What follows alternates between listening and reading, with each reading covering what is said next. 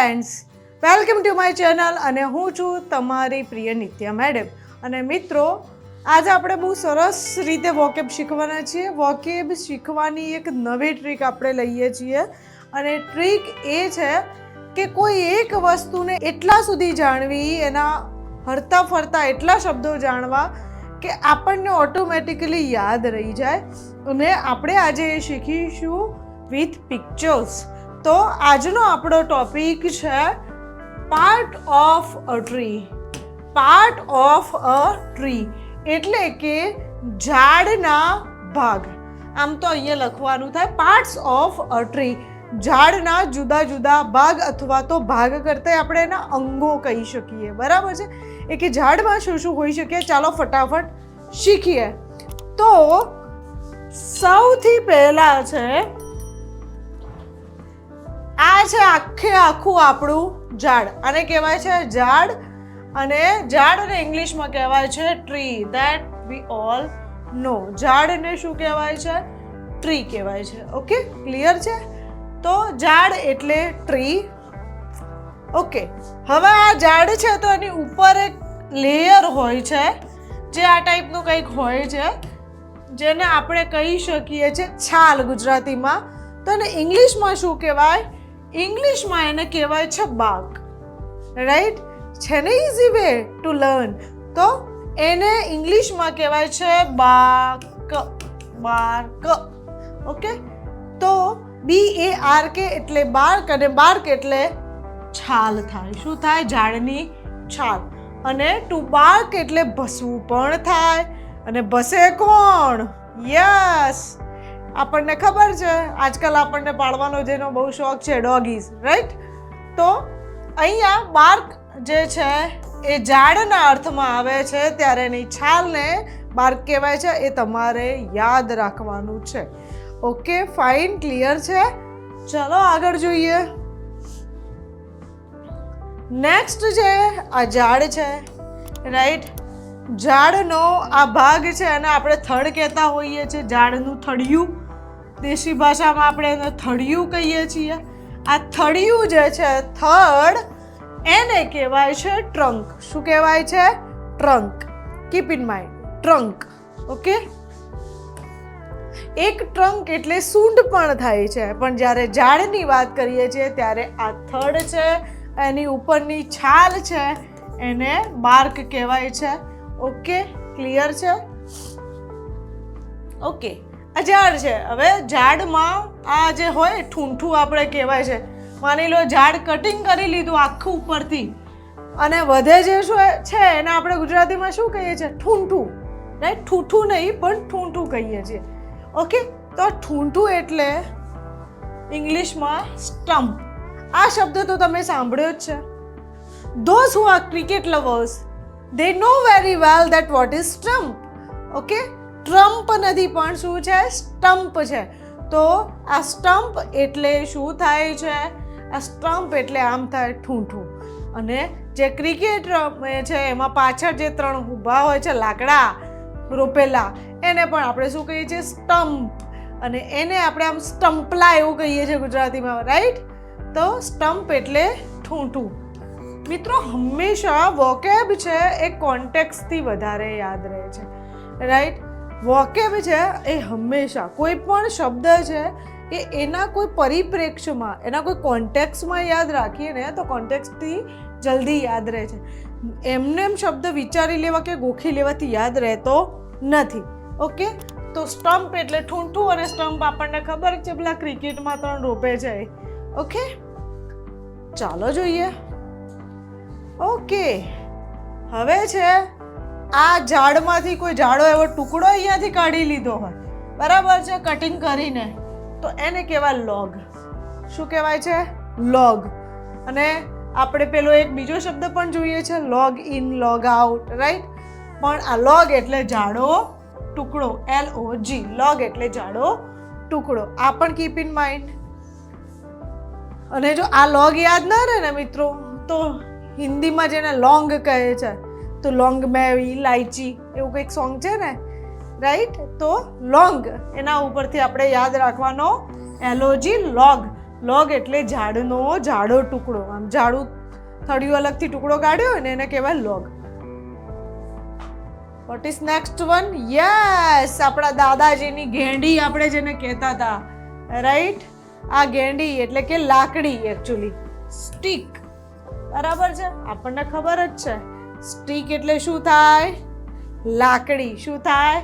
લાકડી. આ ઝાડમાંથી કોઈ એક સારી એવી લાકડી કાપી લીધી હોય આપણે તો એને કહેવાય છે સ્ટીક. ક્લિયર છે? સ્ટીક એટલે લાકડી. નેક્સ્ટ વન છે, યસ, જુઓ આ ઝાડની જે મુખ્ય ડાળીઓ છે, મેઇન ડાળી, મેઇન ઝાડ મુખ્ય છે, એમાંથી નવી શાખાઓ છે, રાઈટ. મુખ્ય જે નવી શાખાઓ છે એને કહેવાય છે બ્રાન્ચ. બ્રાન્ચ એટલે શાખા, એ ખબર છે આપણને, અને શાખા એટલે ડાળી. ક્લિયર છે? શાખા એટલે ડાળી, એટલે બ્રાન્ચ એટલે શું થાય છે? ડાળી. ઝાડમાં શું હોય? ડાળીઓ હોય. બરાબર છે. જે લોકો નાનપણમાં આંબલી પીપળી રમ્યા હશે એમને ખબર હશે કે આ ડાળીથી પેલી ડાળી જવાનું, આ ઝાડથી પેલા ઝાડ, પણ કેવી રીતે? ડાળીઓના સહારે.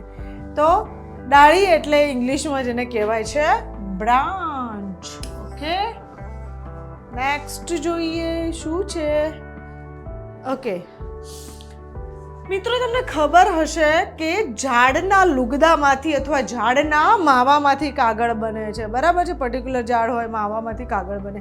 એવી જ રીતે સપોઝ ચંદન છે, રક્તચંદન છે, તો રક્તચંદન છે એમાંથી બને. ભાઈ ચંદનનું ઝાડ હોય, પછી આમાં લેયર હોય, અહીંયા લેયર હોય, પછી અહીંયા એક રેડ કલરનું લેયર મોટું હોય, એને કાઢીને પીસીને પાવડર બનાવવામાં આવે છે, એ રાઈટ.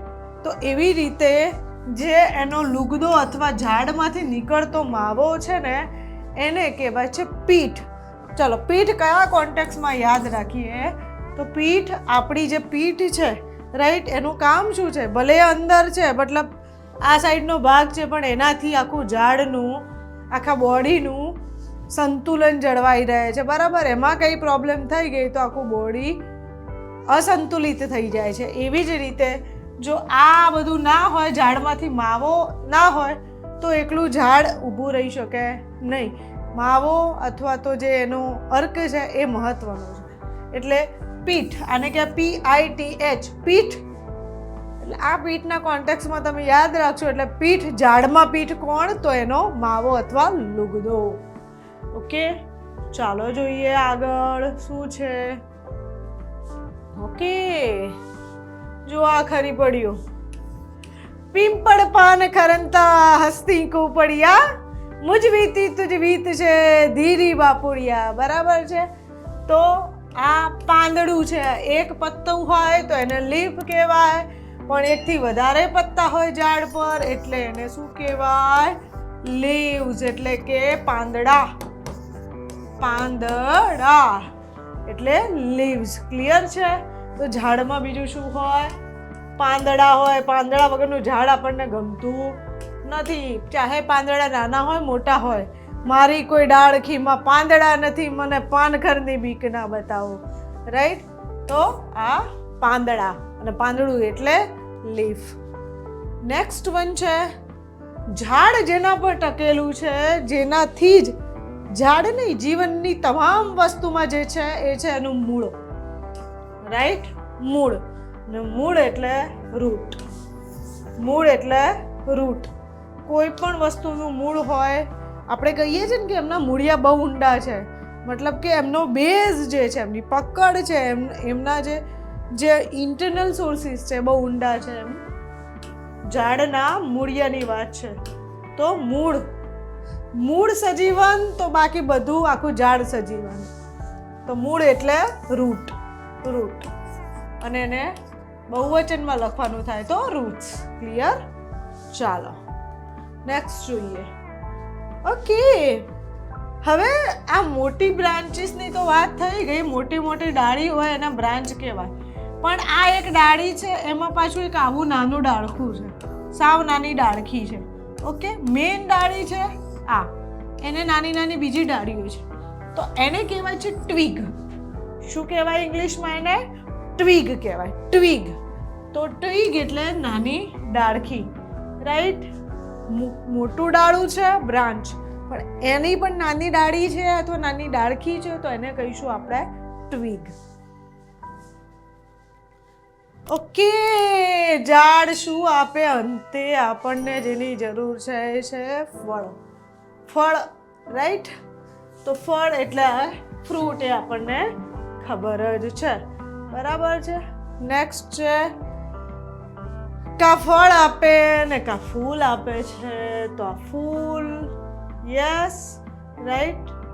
તો આ ફૂલ એટલે ફ્લાવર, એ પણ આપણને ખબર છે. ઓકે, ચાલો હવે તમને કેવો લાગ્યો આજનો વિડીયો? કોન્ટેક્સમાં શબ્દ ભંડોળ શીખવું સાવ ઇઝી છે ને જલ્દી યાદ રહી જાય છે. મજા આવી હોય તો પ્રેમથી વિડીયોને લાઈક અને શેર કરી દેજો. ચેનલ છે આપણી, બરાબર છે. આ ચેનલ અહીંયા તમે સ્કેન કરશો આને એટલે તમે મને યુટ્યુબ પર ફોલો કરી શકો છો. નિત્ય ઇંગ્લિશ ગુજરાતી એ મારું ફેસબુક આઈડી છે. You can join me there also, બરાબર છે. નિત્ય ઇંગ્લિશ ગુજરાતી આપણી યુટ્યુબ ચેનલ પણ છે. અને તમે આ વિડીયો જે ચેનલમાં જોઈ રહ્યા છો એ પણ આપણી ચેનલ છે. એટલે તમે પ્લીઝ મહેરબાની કરીને ગમે તો વિડીયો શેર કરી દેજો, ન ગમે તો ડિસલાઇક પણ કરી દેજો અને ચેનલ સબસ્ક્રાઈબ પણ કરી દેજો. કમેન્ટ ચોક્કસ જણાવજો. ઓકે, મળીએ છીએ નેક્સ્ટ વિડીયોમાં. ત્યાં સુધી બાય, થેન્ક યુ.